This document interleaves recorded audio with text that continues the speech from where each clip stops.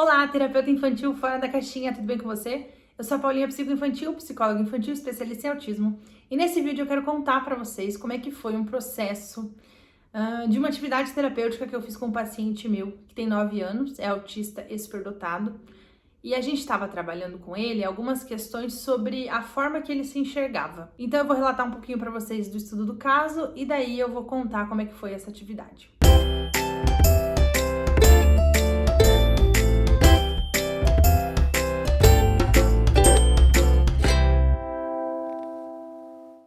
Bom, então se você trabalha com crianças autistas nível 1 ou crianças que apresentam altas habilidades / superdotação, talvez você já tenha percebido ou você já tenha tido casos de crianças que se cobram demais, muito perfeccionistas, que apresentam até algumas questões de uma grande autocrítica, então se enxergam como pessoas menos que as outras, se enxergam como de alguma forma piores que os outros, piores que os amigos. Começam a ter algumas características de se diminuir, né? De falar frases do tipo, eu não sou bom em nada, eu não presto pra nada, eu não sirvo pra nada, eu sou ruim em tudo. Então, algumas frases que eles começam realmente a acreditar nisso, né? Porque é um processo de autocompreensão e reflexão sobre você mesmo ou você mesma para conseguir evoluir e entender melhor sobre quem você é no mundo e por que você, o seu cérebro, os seus pensamentos funcionam daquela forma. Tá? Então isso acontecia com esse paciente. Ele tinha uma tendência a não enxergar pontos positivos nele mesmo. A gente foi fazer uma atividade com esse jogo aqui do sou não sou. E nesse processo ele foi começando a aceitar algumas características positivas sobre ele. Então eu fiz uma pré-seleção das cartas, porque o jogo é muito extenso, tem várias características. Eu fiz uma pré-seleção de umas 20 características, fui apresentando para ele e tinha a opção sou, não sei. E a gente ia colocando em cada uma dessas. Feito isso nessa primeira sessão, para outra sessão eu pedi que o pai, a mãe, as avós, a babá, que né, conhece ele desde pequenininho, a tia e mais alguns integrantes da família fizessem um vídeo falando pelo menos 3 características muito legais desse paciente. Então as pessoas falavam, eu conheço fulaninha, não vou citar nomes, né? Desde que ele era bebê, ele é uma criança assim, assim, assim. Eu admiro muito que ele é isso, que ele é aquilo, que ele faz isso, que ele faz isso, tá? Então, cada um fez esse vídeo e me mandou no WhatsApp.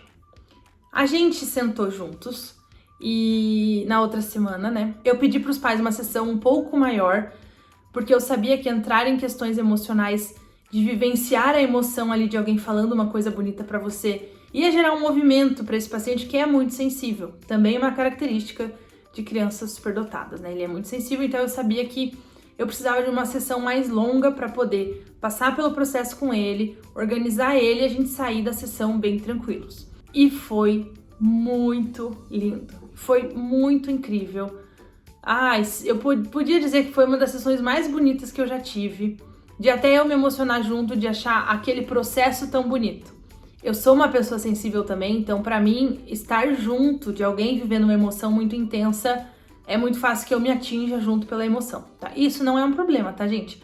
Muitas pessoas falam, porque o psicólogo tem que estar sempre pleno, não sei o quê. Isso não muda a tua capacidade profissional. Você se emocionar com uma situação de uma mãe, de um pai, de um paciente seu, desde que você não altere a sua sessão por causa da sua emoção, ok, né? Faz parte. E de uma maneira, esse meu paciente, ele é uma criança que é muito sensível. Então, em várias sessões, tanto do grupinho de habilidades sociais, quanto sessões individuais dele, é comum que ele chore. E ele chora escondido, ele não gosta de chorar, ele usa óculos, então geralmente ele pisca, e já quer limpar o olho pra ninguém ver ele chorando. E aí, quando eu olhei e pensei, vou me emocionar junto com essa situação toda, eu falei, nossa, vai ser legal ele ver que uma adulta também se emociona. E que pra mim também foi bonito ver o pai dele falando uma coisa bonita pra ele, a mãe dele falando uma coisa bonita pra ele se emocionando. Eu falo, isso também me gerou um sentimento. Então foi muito linda essa sessão por esse completo de situações. Então tá, sentamos na mesa e eu falei pra ele, fulaninho, algumas pessoas fizeram um vídeo pra você com algumas características que eles enxergam em você. Vamos assistir junto? Vamos. E aí começamos com o vídeo da mãe, daí a mãe falava algumas características dele e a gente foi anotando tudo numa folha. Tudo que a mãe falava, ele ia anotando. Então, ele era amoroso, carinhoso, inteligente, educado, várias... Eu não vou lembrar tudo agora, também não vem ao caso, né? Mas aí ele ia anotando na folha. Aí foi colocando do pai, da babá, da tia, das avós, foi anotando tudo. E aí quando chegou no vídeo do pai dele, ele se emocionou muito, assim, porque eu acho que talvez, não sei, né, é uma crença que daí eu tenho. Talvez pais, de maneira geral, tenham uma dificuldade maior de expressar seus sentimentos dessa forma como foi proposta. Então, ele ouvir do pai dele, tudo que o pai dele achava dele, foi muito bonitinho. E aí esse paciente se emocionou. Eu perdi meu pai quando eu tinha 14 anos, então pra mim também é emocionante viver e vivenciar situações de pai e filho, muito amor, assim, porque claro que pega numa questão minha, pessoal, e tá tudo bem, desde que isso não altere a sessão do meu paciente, tá?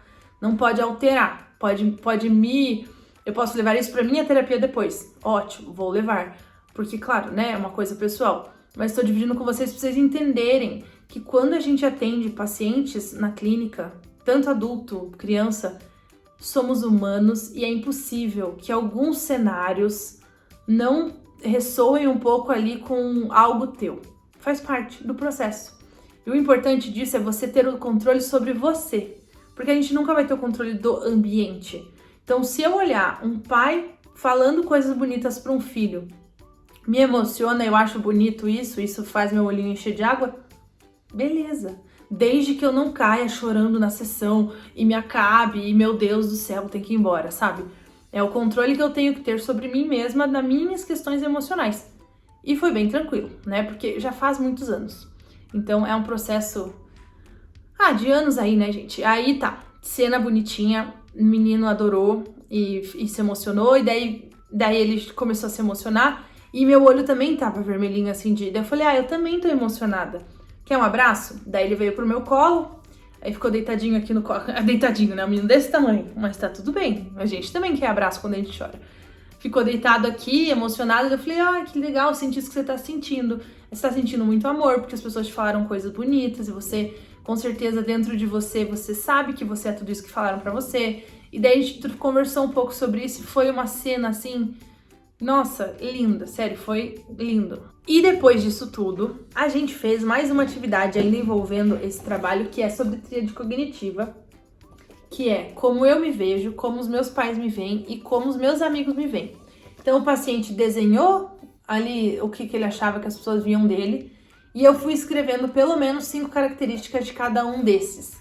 E aí foi muito legal, porque a gente trouxe o que a gente fez da primeira sessão, que eram as coisas que ele enxergava sobre ele, trouxemos para o papel na parte do como eu me vejo, e ele já pôde trazer essas outras questões dos pais e dos amigos, baseado nos vídeos que ele assistiu. Eu não deixei ele olhar a folha e nem olhar o jogo do sou não sou, tá? Ele tinha que lembrar de cabeça ou de emoção mesmo que daquelas palavras fizeram sentido para ele.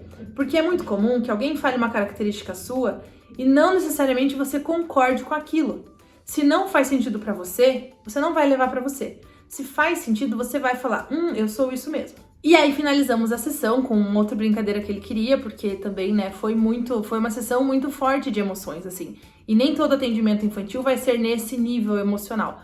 Vai variar, a gente vai trabalhar um pouco mais uma questão, outra questão, dos nossos pacientes, varia, é individualizado, né, gente?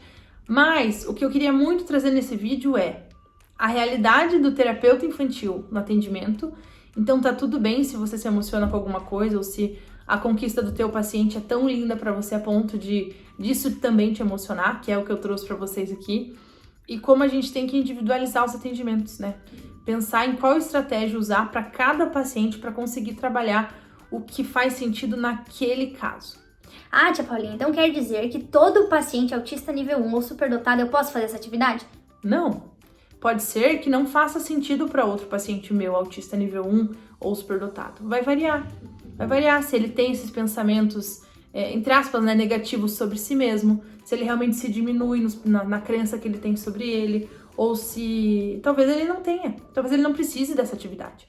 Então, quando eu falo para vocês que precisa estudar cada caso, é sobre essa questão, tá? Sobre vocês realmente analisarem qual é a melhor estratégia de levar o teu paciente nessa caminhada dele se sentir melhor com ele mesmo, de ter uma melhor qualidade de vida, de ter mais e mais habilidades do dia a dia, habilidades de enfrentamento, Espero que tenham gostado desse vídeo. Qualquer dúvida ou comentários que vocês queiram fazer, podem comentar aqui embaixo. E aí já deixa o seu like, se inscreve aqui no canal e ativa o sininho para você receber sempre as notificações dos próximos vídeos da Tia Paulinha. Tchau!